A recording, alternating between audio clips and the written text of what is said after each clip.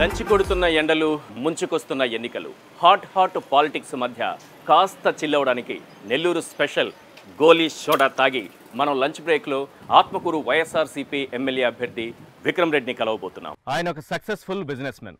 అనుకోని పరిస్థితుల్లో, అనుకోని సంఘటనల నేపథ్యంలో ఆయన పొలిటీషియన్గా మారాల్సి వచ్చింది. ఉప ఎన్నికలో విజయం సాధించి 2 ఏళ్లు తిరగకుండానే మళ్లీ ఎన్నికల్లో పోటీ చేయాల్సిన పరిస్థితి ఏర్పడింది. ఆత్మకూరు నియోజకవర్గం వైఎస్ఆర్సీపీ అభ్యర్థిగా మేకపాటి విక్రమ్ రెడ్డి ప్రస్తుతం మనతో ఉన్నారు. హాయ్ సార్, విక్రమ్ రెడ్డి గారు బాగున్నారా? రైట్, ఎలా జరుగుతుంది మీ క్యాంపెయినింగ్? అద్భుతంగా జరుగుతుందండి.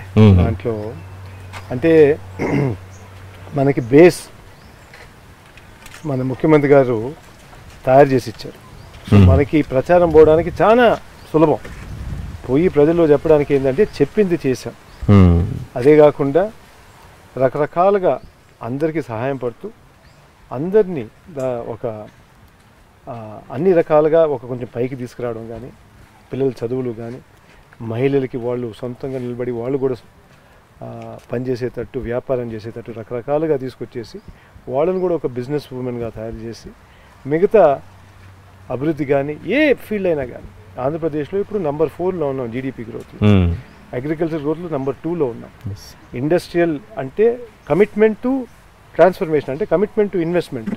అంటే నేను ఒక ఇన్వెస్ట్మెంట్ చేస్తాను అని కమిట్మెంట్ ఇచ్చిన తర్వాత ఒక 1000 కోట్లు చెప్పాను అనుకోండి, దాన్ని మళ్ళీ టర్న్ చేసామనుకోండి, ఎన్ని కోట్లు ఇన్వెస్ట్మెంట్ జరుగుతుంది అనేది, ఎంత అయింది అనేది ఆంధ్ర నెంబర్ 1లో ఉంది.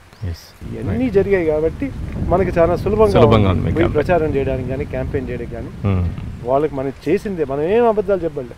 ఇప్పుడు కూడా చంద్రబాబు గారు నేనేం చేయబోతున్నా చెప్తున్నాడు కానీ ఏం చేశానని చెప్పట్లేదు. రైట్, మనం లంచ్ చేస్తూ కంటిన్యూ చేద్దాం. విక్రమ్ రెడ్డి గారు, చాలా ఐటమ్స్ కనిపిస్తున్నాయి ఇక్కడ లంచ్లో. ఏంటి మీరు మీ డైట్లో ఏముంటుంది సాధారణంగా లంచ్ టైంలో? మొత్తం వెజిటేరియన్ డైట్. ఉప ఎన్నిక జరిగినప్పటికీ సింపతి కూడా కొంత ఉంది, కానీ ఇప్పుడు అది కాదు. 2 ఏళ్ళు తిరగకుండానే వెంటనే మళ్ళీ ఎన్నికలకు వెళ్తున్నారు. ఛాలెంజింగ్ అనిపించట్లేదు మీకు? ఈ 2 సంవత్సరాలు మనం ఏ విధంగా వాళ్ళకి పనిచేసాం, ఈ 2 సంవత్సరాలు మనం ఏమేమి సిస్టమ్స్ తయారు చేసాం, వాళ్ళకి నమ్మకం వచ్చిందా లేదా, మనకి ఏంటంటే మన ఎమ్మెల్యేగా బాధ్యతలు తీసుకున్నాం. బాధ్యతలు ఏంది? ప్రజలకి ఇబ్బందులు తగ్గాలి, వాళ్ళ అవసరాలు తీరాలి, వాళ్ళకి ఫ్యూచర్ కరెక్ట్గా ఉండేటట్టు రైట్ పాత్రలు పెట్టాం. ఇవన్నీ మనం కరెక్ట్గా చేసామా లేదా, అది ముఖ్యం. అది గమనించారా లేదా, వాళ్ళు నమ్ముతున్నారా లేదా, పాత వాళ్ళకి మనకి ఏంది డిఫరెన్స్, అవన్నీ చూసుకున్న తర్వాత వాళ్ళు డిసైడ్ చేస్తారు. మీ అనుభవం తీసుకుంటే ఎమ్మెల్యేగా 2 ఏళ్ల కంటే తక్కువే కనిపిస్తుంది. ఇప్పుడు మీ ప్రత్యర్థి టీడీపీ నుంచి ఆనం రామనారాయణ, ఒక సీనియర్ మోస్ట్, అనేక దశాబ్దాల కాలం పాటు పాలిటిక్స్లో ఉన్న వ్యక్తి, అసలు ఈ రాజకీయాలు ఎలా చేయాలో తెలిసిన వ్యక్తి. అందులో మీ పార్టీలో ఉండి ఇప్పటికిప్పుడు టీడీపీలోకి వెళ్ళి టికెట్ తెచ్చుకొని పోటీ చేస్తున్నారు. అలాంటి సీనియర్ని ఢీకొట్టడం అనేది ఇంతకుముందు నేను చెప్పిన ఛాలెంజింగ్ కంటే ఇది అతిపెద్ద ఛాలెంజింగ్ అవుతుందేమో. ఛాలెంజెస్ ప్రతి దాంట్లో ఉంటుంది. జగన్ గారిని ఎందుకు వివేదించాల్సి వచ్చింది? మినిస్టర్షిప్ లేదని బాగా పబ్లిక్ టాక్. ఓకే, ఆయన మినిస్టర్షిప్ రాలేదని చెప్పి బాగా కోపంగా ఉన్నారని, రెండోసారి కూడా నాకు రాలేదా అని చెప్పేసి కోపంగా ఉంది, ఇంకా నాకు ఇక్కడ వచ్చే ఛాన్స్ కూడా లేదని చెప్పేసి మాట. అది అక్కడ పబ్లిక్ టాక్ అండి. అది నా అంతవరకు తెలిసిందే కానీ మనకి అంత డీప్గా తెలియదు. దాని తర్వాత ఇంకా పోయినసారి కూడా తెలుగుదేశంలో కూడా రాలేదు కాబట్టి ఇక్కడ చంపారు, ఇక్కడ రాలేదు మళ్ళీ అక్కడ చంపారు. ఆ విధంగా వాళ్ళ సొంత లాభం కోసం సీనియారిటీ ఇక్కడ పనిచేయదంటారు. సీనియారిటీ ఉంటే వాళ్ళకు ఉంటాయి, వాళ్ళ టాక్టిక్స్ వాళ్ళకు ఉంటాయి, వాళ్ళ ఎలక్షనీరింగ్ ఏ విధంగా చేయాలో తెలుసు, అన్ని రకాలుగా ఉంటుంది. కానీ అట్టని చెప్పేసి మన కుటుంబం కూడా దాదాపు 40 సంవత్సరాల నుంచి ఇక్కడ నుంచి ఎలక్షన్ చేస్తాం. నేను కొత్త అయినా కానీ మా కుటుంబం పాత. మన చంద్రబాబు గారు కూడా ఇది నా లాస్ట్ ఎలక్షన్ అంటున్నారు. ఈ లాస్ట్ ఎలక్షన్ అయితే ఏం చేయాలి? అయితే జాలి చూపించాలి, అదేంటి చూపించుకోవాలి. ఇప్పుడు ఆయన మీరు ఎక్కడైనా లాస్ట్ ఎలక్షన్ చేసేస్తారా? మెడికల్ షాప్ లాస్ట్ ఎలక్షన్ చేసేస్తారా ఈసారి? అంతే కదా. మీరేదో కొత్త సిస్టమ్ ఒకటి తీసుకొచ్చారు, ఏడిఎఫ్, ఆత్మకూరు డెవలప్మెంట్ ఫోరం. రెండోది కూడా మీరు విలేజ్కి ఒక మేనిఫెస్టో ఒకటి ఏదో అనౌన్స్ చేసినట్టున్నారు. ఈ 2 ఎలా వర్కౌట్ అవుతాయి అనుకుంటున్నారు? ఈ ఏడిఎఫ్ ద్వారా ఒక వెబ్సైట్ తయారు చేసి విలేజ్ వారీగా ఏమేమి పనులు విత్ ఆల్ ఎస్టిమేట్స్, డ్రాయింగ్స్ అంతా చేసి వెబ్సైట్లో పెట్టేసి ఇప్పుడు జరిగిన వర్క్స్ కూడా పెట్టారు అందులో, జరగాల్సినవరికి. ప్లస్ ఇఫ్ మీరు ఏమైనా దత్తులు ఉన్నారనుకోండి, మీ గ్రామం ఉన్నదనుకోండి, మీ గ్రామానికి కొంచెం ఇవ్వాలనుకున్నారనుకోండి, మీ వెబ్సైట్కి పోయి చూసుకోవచ్చు ఈ గ్రామంలో ఈ పని ఓపెన్గా ఉంది తీసుకోవడానికి, మీరు డొనేట్ చేయొచ్చు.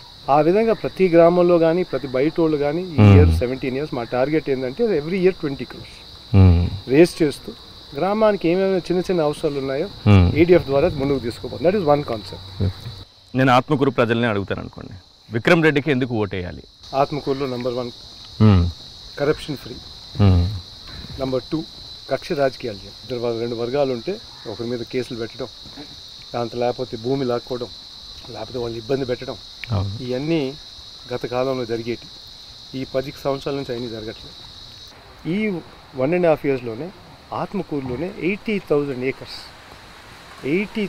acres ఎక్కడెక్కడ ప్రజలు ఇబ్బంది పడుతున్నారు వాళ్ళంతా క్లియర్ చేసి మళ్ళీ వాళ్ళ చేతిలో పెట్టడం జరిగింది. ఎందుకంటే 2 విధాలుగా, ఒకటి వచ్చేసి వాళ్ళకి రైతు భరోసా వస్తుంది, వాళ్ళ పేరు మీద ఒక పొలం ఉంటే వాళ్ళకి రైతు భరోసా వచ్చే కార్యక్రమం. MBR అమోద్ అంటే ఎవరికైనా సమస్య ఉంటే ఆన్లైన్లో పెట్టేసేయచ్చు. ఆన్లైన్లో పెట్టిన తర్వాత 90 daysలో క్లియర్ కావాలి. 90 daysలో క్లియర్ కాకపోతే ఆ ఇష్యూ నా దగ్గరకు వచ్చేస్తుంది. Thank you so much Vikram Reddy garu, and all the very best. Thank you.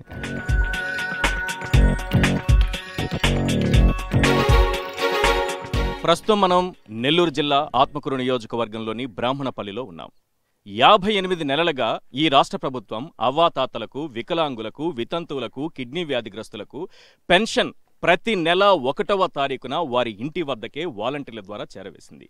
కానీ ఈ ఎన్నికలకు ముందు చంద్రబాబు, నిమ్మగడ్డ రమేష్ చేసినటువంటి కుట్రతో వారికి వాలంటీర్లకు మధ్య ఉన్నటువంటి లింక్ కట్ అయిపోయింది. ఈరోజు అవ్వాతాతలు ఎటువంటి ఇబ్బందులు పడుతున్నారు, వికలాంగులు ఎటువంటి ఇబ్బందులు పడుతున్నారు, వితంతువులు ఎటువంటి ఇబ్బందులు పడుతున్నారు, వారిని అడిగి తెలుసుకుందాం. ఇంతకాలం వారి ఇంటి వద్దకు పెన్షన్ వస్తే ఇప్పుడు వారే ఈ ఎండల్లో నడుచుకుంటూ వెళ్ళి సచివాలయాలకు వెళ్ళి పెన్షన్ తెచ్చుకోవాల్సినటువంటి పరిస్థితి ఏర్పడుతోంది. ఈ ఎండాకాలంలో వారు పడుతున్నటువంటి అవస్థలేంటో వారితోనే మాట్లాడి తెలుసుకుందాం. ఇప్పుడు 3,000 పెన్షన్ సచివాలయంకి వెళ్ళి తెచ్చుకున్నావా? తెచ్చుకోవాలి. రేపు ఈ నెల తెచ్చుకున్నావా? తెచ్చుకున్నా, సచివాలయం వచ్చి తెచ్చుకున్నా సార్. మధ్యాహ్నం వచ్చి రాలే కల్లాడ వచ్చి ఎండలో పోయి వచ్చినాయి, మళ్ళీ రావాల్సి వచ్చా. అదే అప్పుడైతే ఇంటికి తెచ్చిస్తున్నారు, ఇప్పుడు ఆడొచ్చాను సార్. అట్లా ఇంటికి తీసుకొచ్చి ఇవ్వకూడదని చంద్రబాబు, నిమ్మగడ్డ రమేష్ ఇట్లా చాలామంది అధికారులు ఉన్నారు. అప్పుడు చంద్రబాబు నాయుడు ఇలాంటి వాళ్ళందరూ కలిసి ఇది రాకుండా చేశారనేది ఒక మాట వినిపిస్తోంది. అది నిజమేనా? అది నిజమే కుదండి సార్. మరి ఇంటికి వచ్చి ఇచ్చేదానికి మేము మళ్ళీ అగసాట్లు పడి వచ్చి తీసుకునేదానికి కష్టం కదండి సార్. జగన్మోహన్ రెడ్డి గారు ఉన్నప్పుడు వాలంటీర్ల ద్వారా మాకు ఇళ్ళకి వచ్చి తలుపు తట్టి మాకు ఇస్తున్నారు. ఈ పొద్దు ఏనొచ్చిన తర్వాత ఆ పింఛన్లు ఇచ్చేవాళ్ళు కూడా క్యాన్సిల్ చేసి ఇప్పుడు ఎంతో మంది అల్లాడుతున్నారు సార్. ఎండలు పోలేక చాలా మంది కూడా ఈ దాని బాబోతున్నారు. వాలంటీర్లు కావాలి సార్, కావాలి సార్. వాళ్ళు ఉంటేనే మా ఏదో ముసలి మొత్తక ఇంట్లో జసగాలు తీసుకోగలుగుతాం.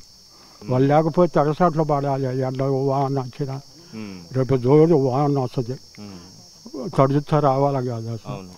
వచ్చేలకు సమయంగా వాళ్ళు ఉండరు కదా, అప్పుడు మళ్ళీ రావాలన్నా అగసాట్లుగానే ఉంటుంది సార్.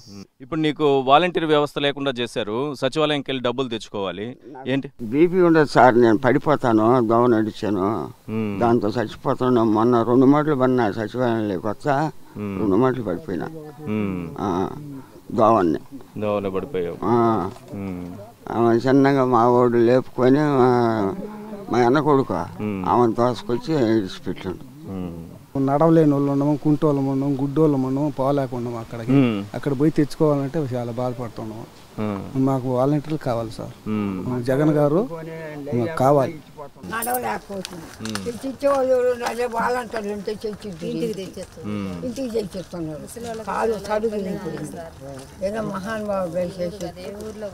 ఇప్పుడు ఈ నెలలో మీకు 3వ తారీఖు వచ్చింది, మీరు వెళ్ళి తెచ్చుకున్నారు. రేపు నెల కూడా అదే పరిస్థితి ఉంటుంది. మళ్ళీ ఎలక్షన్ల తర్వాత గవర్నమెంట్ మళ్ళీ వస్తుంది కదా, అప్పుడు మీకు వాలంటీర్ వ్యవస్థపైనే మొదటి సంతకం పెడతానని సీఎం అన్నారు. 1వ తారీఖు కల్లా ఇస్తానని అంటున్నారు. మరి మీ ఎమ్మెల్యే గారు ఏం చెప్తారో, నేను మీ దగ్గరికి ఎమ్మెల్యేనే తీసుకొచ్చాను, మీ ఎమ్మెల్యేని మీ దగ్గరికి తీసుకొచ్చాను, మీకేం చెప్తారో చూద్దాం.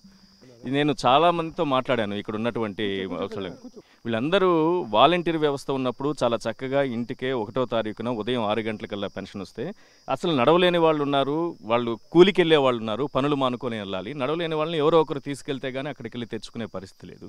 మీరు వీళ్ళకి ఏమన్నా ప్రామిస్ చేస్తారా? తప్పకుండా ఈసారి జగన్మోహన్ రెడ్డి గారు గెలవబోతున్నారు. ఆయన మీద దాడి కూడా చేశారు, మీరు అందరూ చూశారు. కానీ గెలిచేది ఆయనే. ఆయన అందరికీ మాట ఇచ్చారు.